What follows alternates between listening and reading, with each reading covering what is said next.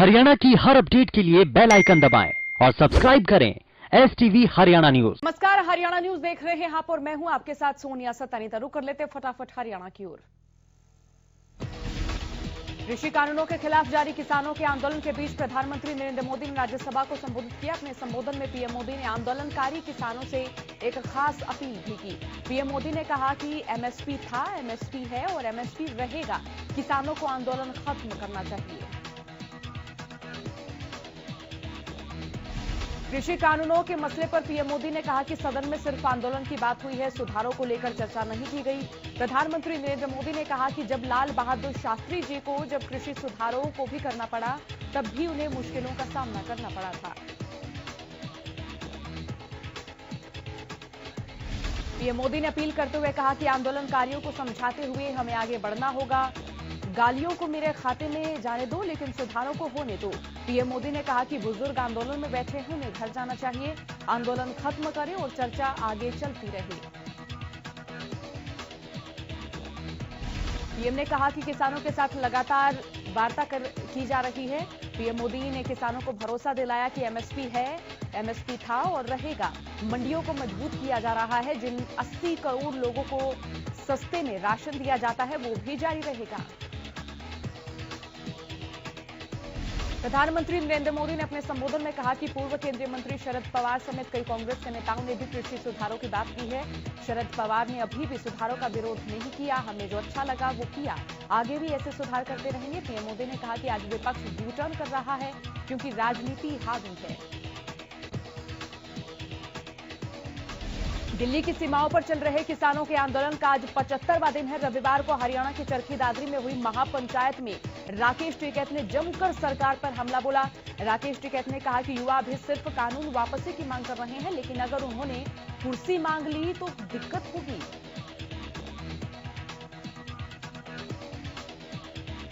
चक्का जाम के बाद आगे की रणनीति बनाने के लिए किसान संगठनों की आज सोनीपत में बैठक होगी। इस बैठक में सरकार पर दबाव बनाने और आंदोलन को तेज करने की रणनीति बनाई जाएगी। इसके साथ ही पूरे देश में एक साथ आंदोलन खड़ा करने पर विचार विमर्श किया जाएगा। बहादुरगढ़ के टीकरी बॉर्डर पर दौर ढांसा बॉर्डर पर एक किसान की मौत हो गई। टीकरी बॉर्डर पर एक किसान ने आत्महत्या कर ली। रेवाड़ी के खेड़ा बॉर्डर पर किसानों के आंदोलन को समर्थन देने राजस्थान से कई जिलों के किसान यहां पहुंचे। चक्काजाम ने किसान आंदोलन में एक नई जान डाल दी है। जहां पहले दिन हरियाणा के किसान दिन रात शंभू बॉर्डर पर डटे हैं, तो वहीं अब पंजाब के किसान भी सहयोग देने के लिए बॉर्डर पर पहुंचने लगे हैं। रविवार को शंभू बॉर्डर पर किसानों की संख्या भी एकाएक बढ़ गई है।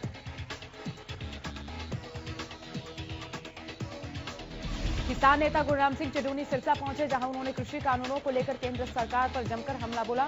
चडूनी ने कहा कि ये काले कानून देश को बर्बाद कर देंगे। जब तक ये कानून वापस नहीं होंगे, तब तक ये आंदोलन जारी रहेगा।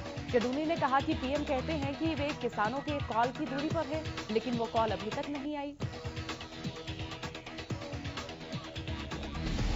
कुंडली बॉर्डर पर किसानों का आंदोलन लगातार जारी है। आंदोलन में किसानों की भागीदारी बढ़ती ही जा रही है।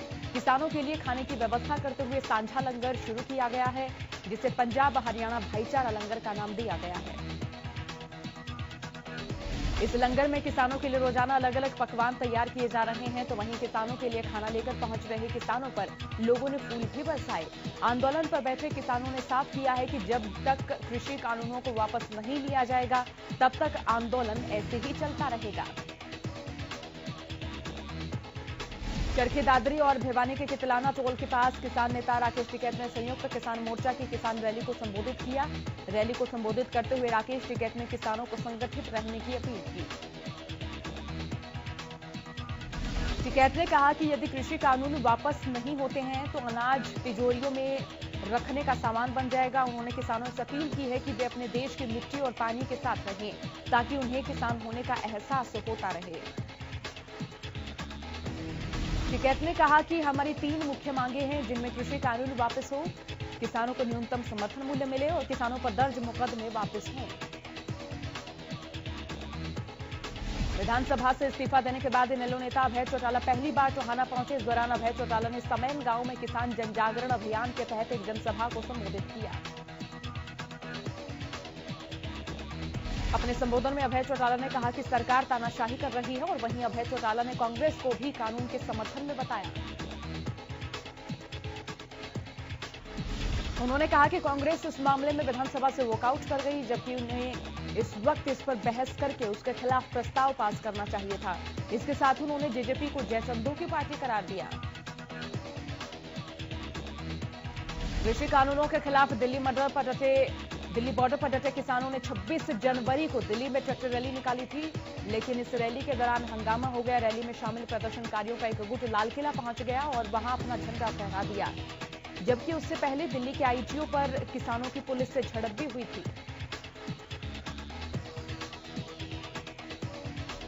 संयुक्त किसान मोर्चा ने 26 जनवरी के ट्रैक्टर मैच के दौरान तैरूज का उल्लंघन करने के लिए 2 किसान नेताओं आजाद किसान समिति के अध्यक्ष हरपाल संघ और भारतीय किसान यूनियन के सुरजीत सिंह फूल को निलंबित कर दिया।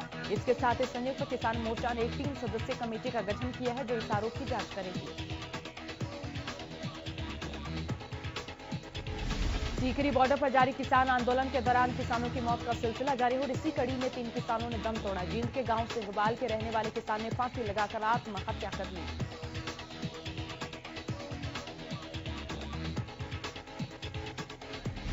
तलाशी के दौरान मृतक किसान के कब्जे से सुसाइड नोट भी बरामद हुआ है, जिसमें कृषि कानून का जिक्र करते हुए केंद्र सरकार की प्रतिक्रिया पर नाराजगी किसान की ओर से जाहिर की गई थी। उधर टीकरी बॉर्डर पर पंजाब के रहने वाले 2 किसानों की मौत हार्ट अटैक से हुई है।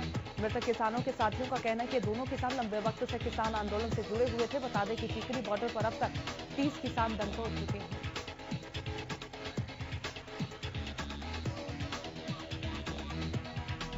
टीकरी बॉर्डर पर किसानों का आंदोलन लगातार जारी है। इसी कड़ी में किसानों ने अर्धनग्न प्रदर्शन किया है, जिसमें बुजुर्ग और दिव्यांग भी शामिल हुए। बता दें कि प्रदर्शनकारी किसानों की ओर से मृतक किसानों को मौन रखकर श्रद्धांजलि दी गई।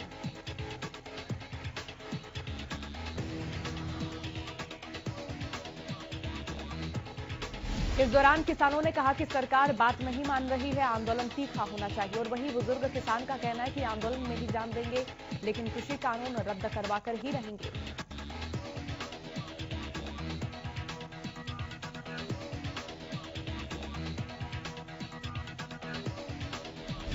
झज्जर जिले में 10 दिन के बाद फिर से इंटरनेट सेवा शुरू कर दी गई है। इंटरनेट सेवा बहाल होने के बाद लोगों ने राहत की सांस ली। इंटरनेट सेवा बंद होने से लोगों को काफी परेशानियों का सामना करना पड़ रहा था। 10 दिन से बच्चों की ऑनलाइन क्लास में भी परेशानियां आ रही थी। इसके साथ ही लोगों में नाराजगी भी है कि इंटरनेट सेवा बंद होने से डिजिटल इंडिया के लक्ष्य को गहरा असर पड़ा है।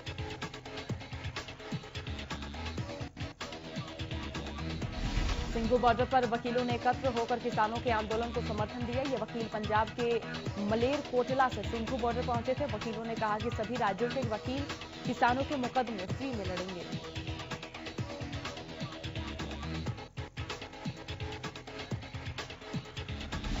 वकीलों का कहना है कि वो उनकी कानूनी सहायता करेंगे। वकीलों ने कहा कि 26 जनवरी के बाद बड़ी संख्या में किसानों पर झूठे मुकदमे भी दर्ज किए जा रहे हैं।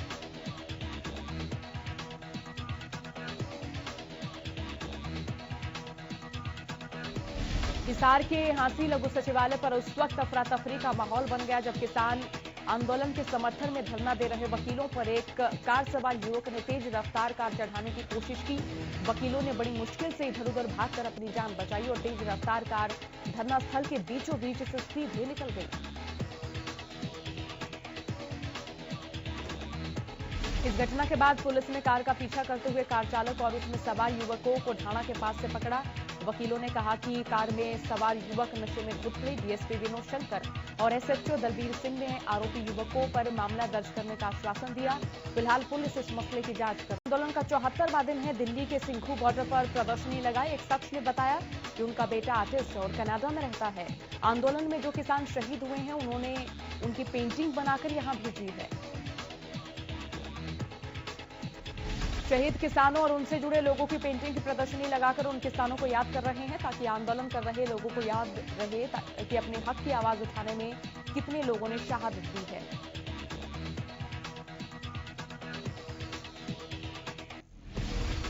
झांसा बॉर्डर पर चल रहे किसान आंदोलन को समर्थन देने के लिए दिल्ली से पूर्व सांसद महाबल मिश्रा पहुंचे।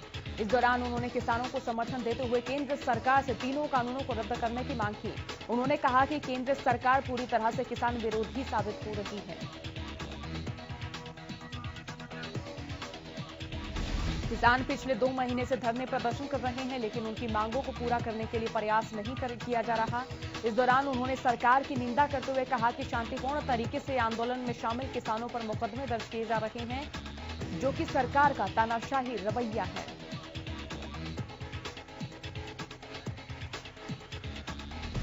उत्तराखंड के चमोली में ग्लेशियर टूटने से बड़ा हादसा हो गया। कई लोगों की जान चली गई और अभी भी 100 से ज्यादा लोग लापता हैं। रेस्क्यू ऑपरेशन रात में भी जारी है। इसी बीच खबर है कि ग्लेशियर टूटने के बाद तपोवन के पास एक झील बन गई है।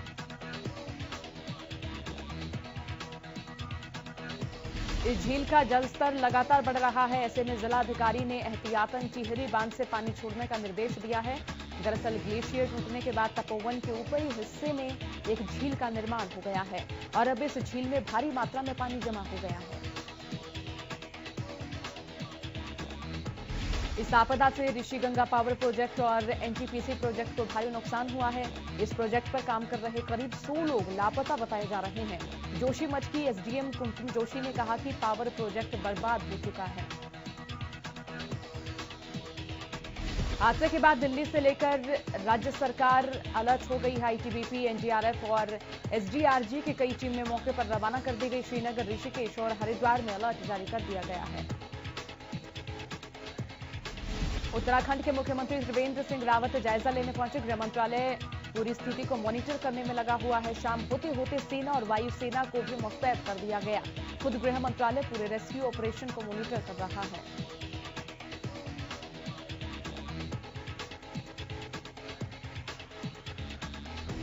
सीएम मनोहर लाल ने करनाल को लगभग 86 करोड़ के विकास कार्यों की सौगात दी। इस दौरान सीएम ने 6 परियोजनाओं का उद्घाटन और 18 परियोजनाओं का शिलान्यास किया। इसके साथ ही उन्होंने करनाल महिला स्वयं सहायता समूह को ऋण भी वितरित किए।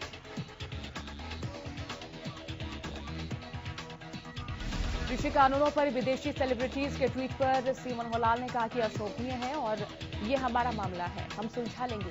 वहीं सीएम मनोहर लाल ने किसान आंदोलन पर कहा कि प्रधानमंत्री ने भी कहा है कि बातचीत का रास्ता महज एक कॉल की दूरी पर है और जल्द बातचीत का रास्ता खुलेगा। सिरसा में पत्रकारों से बातचीत करते हुए शिक्षा मंत्री कंवरपाल गुर्जर ने बड़ा बयान दिया। शिक्षा मंत्री ने कहा कि कृषि कानून में कॉन्ट्रैक्ट फार्मिंग की कोई बाध्यता नहीं है, विकल्प सीधा किसान के हाथ में है। उन्होंने किसान आंदोलन के पीछे विदेशी ताकतों का हाथ बताया। साथ ही कहा कि कोरोना के बाद चीन से बड़ी संख्या में उद्योग पलायन कर रहे हैं और ऐसे में चीन नहीं चाहता कि भारत में उद्योग स्थापित हो। चीन का भी हाथ किसान आंदोलन के पीछे है।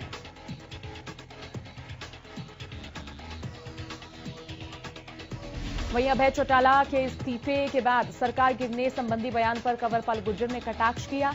उन्होंने कहा कि ख्वाब में हलवा खाने में कोई दिक्कत नहीं है, सरकार बढ़िया चल रही है और आगे भी चलेगी। उन्होंने कहा कि लोकतंत्र में बातें सुननी भी चाहिए। सिरसा में ओडिशा के महामहिम राज्यपाल प्रोफेसर गणेशी लाल की धर्मपत्नी स्वर्गीय श्रीमती सुशीला देवी की मधुर स्मृति में श्रद्धांजलि सभा का आयोजन किया गया। एक निजी पैलेस में आयोजित श्रद्धांजलि समारोह में बीजेपी प्रदेश अध्यक्ष ओम प्रकाश धनखड़, डिप्टी सीएम दुष्यंत चौटाला, शिक्षा मंत्री कंवरपाल गुर्जर, हरियाणा डिप्टी स्पीकर रणवीर गंगवा, पूर्व मंत्री रामविलास शर्मा, श्री बाबा तारा कुटिया के मुख्य सेवक गोविंद कांडा, पूर्व मंत्री विपुल गोयल, सांसद रामकुमार जांगड़ा समेत कई प्रमुख लोगों ने श्रीमती सुशीला देवी को श्रद्धांजलि अर्पित की। कोरोना के आंकड़ों में लगातार गिरावट दर्ज की जा रही है। प्रदेश में 24 घंटों में कोरोना के 67 नए केसेस सामने आए। इसी के साथ बीते 24 घंटे में 2 लोगों की मौत के मामले सामने आए। प्रदेश में अब तक 2,68,000 कोरोना के मामले सामने आ चुके हैं। बीते 24 घंटे में 90 मरीजों ने कोरोना को मात दी। प्रदेश में कोरोना का रिकवरी रेट 98.54% हुआ। प्रदेश में फिलहाल 883 एक्टिव मरीज हैं। बढ़ती महंगाई ने एक बार फिर आमजन को परेशान करना शुरू कर दिया। फतेहाबाद में कुछ दिनों की राहत के बाद एक बार फिर प्याज ने लोगों को रुलाना शुरू कर दिया। कुछ दिनों में ही प्याज एक बार फिर 50 से 55 रुपए किलो बिक रही है।